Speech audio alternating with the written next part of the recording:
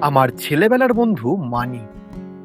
সেবারে মানিক তার বাড়িরা সকলকার সঙ্গে পশ্চিমে বেড়াতে গিয়েছিল। জায়গাটার নাম না হয় আর নাই বলল। কিছুদিন পরে মানিকের কাছ থেকে এই চিঠিখানি পেল। ভাই অমল, ভাই অমল, তোমার জন্য তোমার জন্য বড় মন কেমন করছে। যে বাড়িতে আছি সেখানেও চমৎকার। একদিকে ধুধু মাঠ, দুদিকে নিবিড় বনের রেখা এবং আর একদিকে পাহাড়ের পর পাহাড়। ও তাদের কোল দিয়ে নাচতে নাচতে বয়ে যাচ্ছে একটি রূপলী নদী। তুমি ভাই আজকেই মোটঘাট বেঁধে রওনা হও। আমাদের চিলের ছাদের ঘর থেকে চারিদিকে দৃশ্য খুব স্পষ্ট দেখা যায়।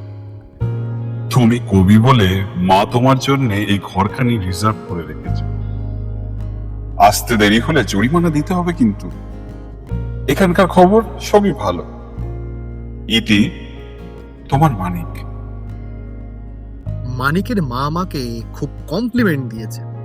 আমি নাকি কবি? বাংলাদেশে কবিতা লিখলেই কবি হওয়া যায় কিনা? সুতরাং এত বড় একটা উপাধি লাভের পরেও মানিকের আমন্ত্রণ রক্ষা না করলে খুবই একটা অকৃতজ্ঞতার কাজ করা হবে। অতএব মোটঘাট বাঁধতে শুরু করলো।